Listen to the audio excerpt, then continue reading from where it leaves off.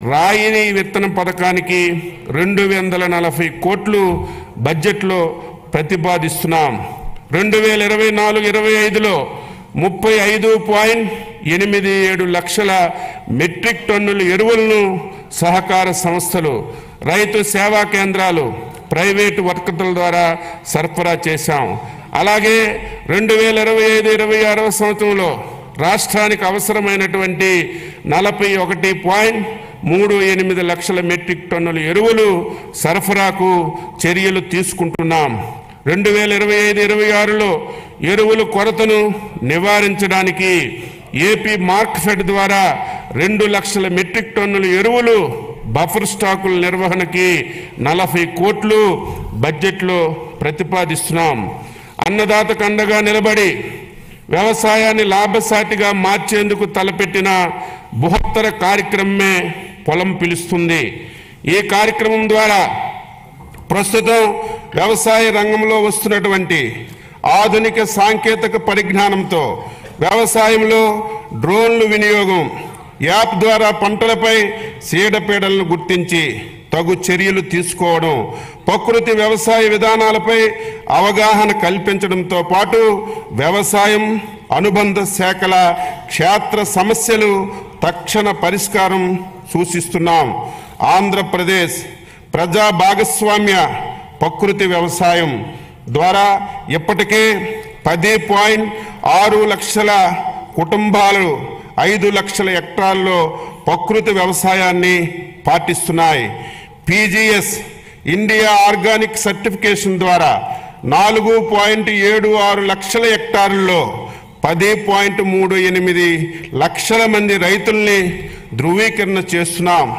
కొత్తగా ప్రారంభించినటువంటి national mission in natural farming పథకం పరిధిలోకి 3,000 కొత్త గ్రామ పంచాయతీల్లోని 2,570 క్లస్టర్లను ప్రకృతి వ్యవసాయ పరిధిలోకి తీసుకురానున్నాం. 2025-26లో 7,116 గ్రామ పంచాయతీల్లో పిఎండిఎస్ 365 రోజులు గ్రీన్ కవరు ఏడాది పొడవునా ఆదాయాన్ని అందించే ఏ గ్రేడ్ ఏటీఎం మోడల్స్ను మొదలగు రసాయనిక రహిత ప్రకృతి వ్యవసాయాన్ని చేయిస్తున్నాం. సర్టిఫికేషన్ మరియు ట్రేసబిలిటీ అమలు చేయడానికి చర్యలు తీసుకుంటున్నాం. 2025-26 సంవత్సరంలో 15 లక్షల కుటుంబాలతో 6.5 లక్షల హెక్టార్లలో ప్రకృతి వ్యవసాయం చేయించడానికి 61.78 కోట్లు ప్రతిపాదిస్తున్నాం.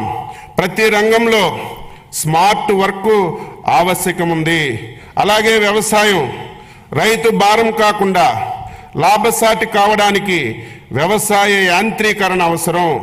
రైతుల కోరిక మేరకు 2024-25 సంవత్సరంలో 50% రాయితీపై 70 కోట్లు 80,000 రాయితీ నిధులతో చిన్న సన్నకారు రైతులకు వ్యవసాయ యంత్రాలు పరికరాలు అందిస్తున్నాం.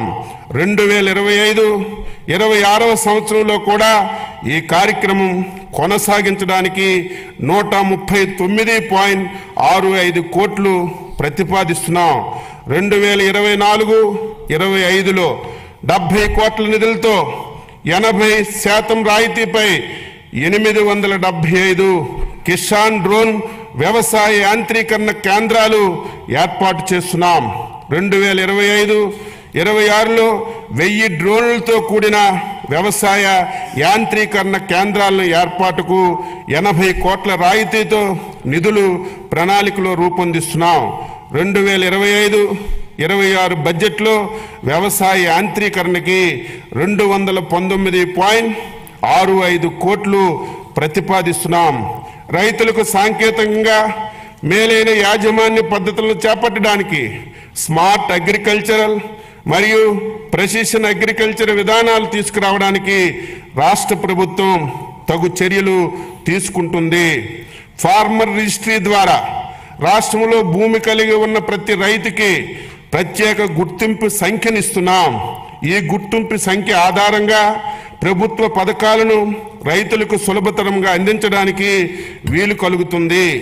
పంట సాగు చేసి ప్రతి వాస్తవ సాగుదారుని వివరాలు ఈ పంటలో నమోదు చేయడం వల్ల అసలైనటువంటి రైతులకు పంటల బీమా, వడ్డీ లేని రుణాలు, మద్దతు ధర, ఇన్పుట్ సబ్సిడీ మొదలగు సంక్షేమ పథకాలు అందిస్తున్నాం.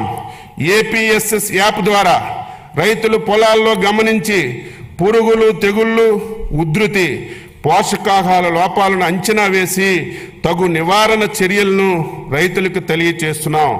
అర్హులైన కౌలు రైతులను గుర్తించి వారి కౌలు హక్కు కార్డులను జారీ చేసి సులభతరంగా పంట రుణాలు, ప్రభుత్వ సంక్షేమ పథకాల లబ్ధి అందించేందుకు కొత్త కౌలు చట్టం తీసుకురావడానికి చర్యలు తీసుకుంటున్నాం. వడ్డీ లేని రుణాల పథకం కింద రబీ 2023-24లో, ఖరీఫ్ 2024 కాలాల